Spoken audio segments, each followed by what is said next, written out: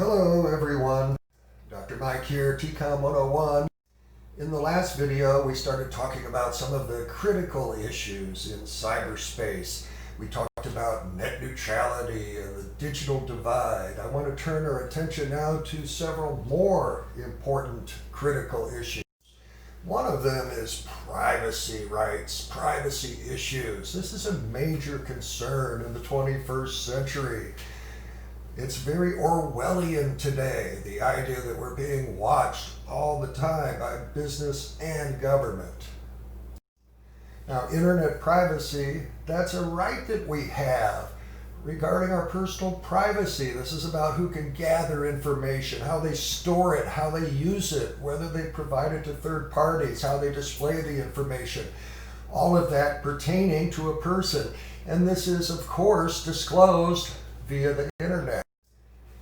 Now, here's a question for you. Is internet privacy an oxymoron? Maybe the game's up. We already live in a transparent society, so maybe we shouldn't expect too much privacy in terms of the internet, but people are still out there fighting for internet privacy rights.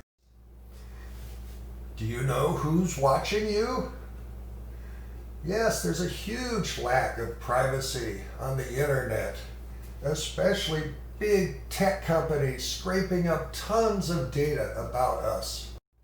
Now, some people get really concerned when it comes to something called mass surveillance. This is when the government is spying on a significant portion of the population, very indiscriminate monitoring of our phone messages, our phone calls, our internet use. So this involves a very systematic interference with people's right to privacy. Now, why do we do mass surveillance? Why would a government do that? Well, one reason is try to protect people, okay, to keep them secure, to find threats, especially terrorist threats.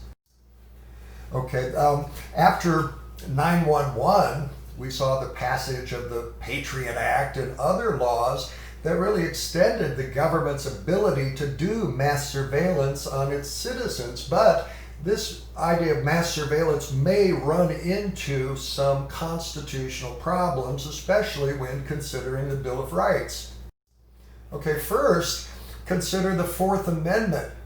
It says that there should be no unreasonable, illegal searches and seizures. Those shall not be tolerated at all, okay, unless there's a warrant issued based upon probable cause. Once there's a warrant and probable cause, it's okay to search, okay? But it's not okay to do mass searches in violation of the Fourth Amendment. Another one of the Bill of Rights that's threatened by mass surveillance, I think, is the First Amendment. Those beautiful 45 words and 5 freedoms. How might mass surveillance relate to the First Amendment? The First Amendment guarantees freedom of speech.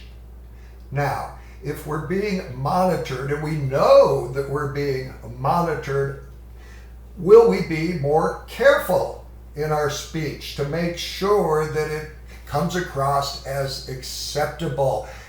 Okay, just knowing that mass surveillance is going on could have a chilling effect on free speech.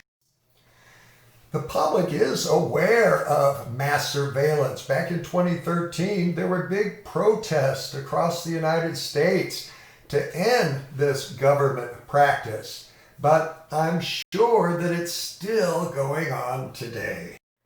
Of course, there are many other issues regarding internet privacy. I think we'd be alarmed if we knew how much tracking there was of individuals in this society and the trading of information about each and every one of us.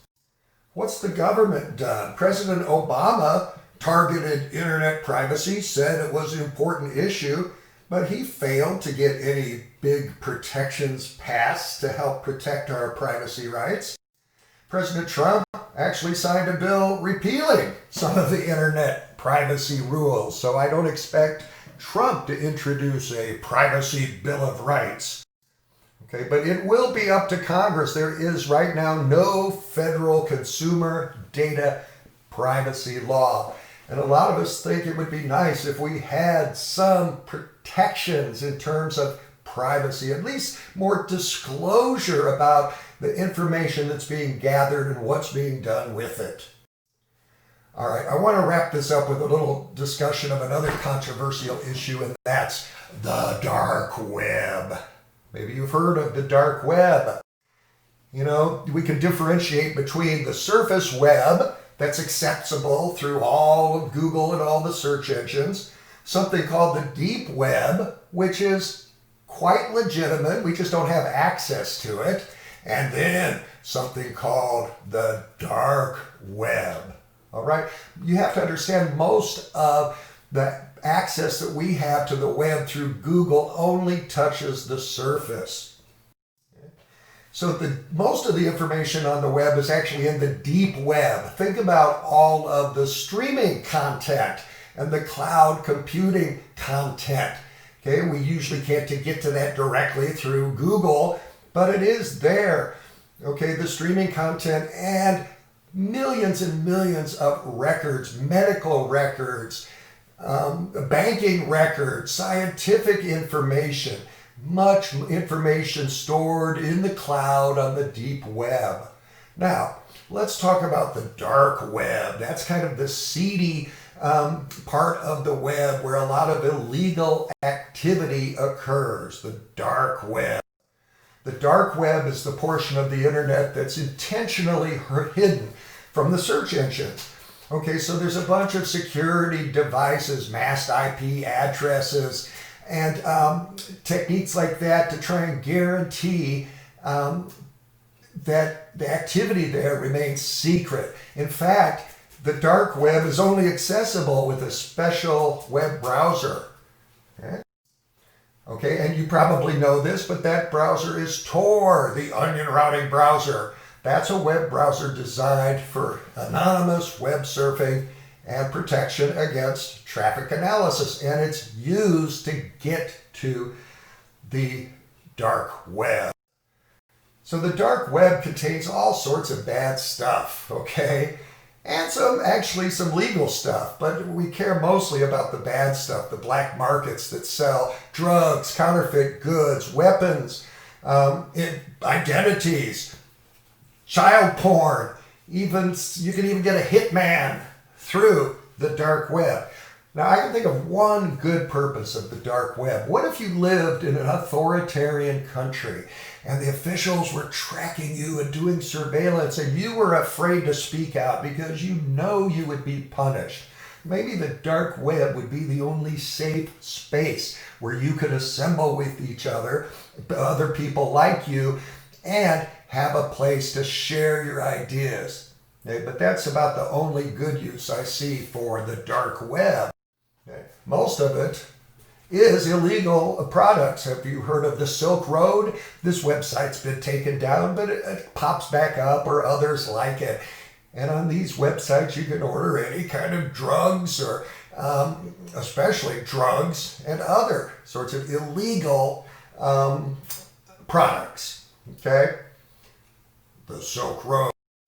Now, the government will step in and try and seize the site and lock it down and block it.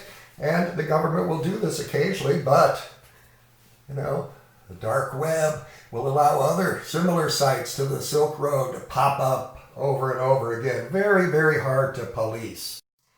Anyway, that's all I've got for this little video. Some information about internet privacy and the dark web. All right. Take care of yourself and each other, and I'll see you soon. So long for now.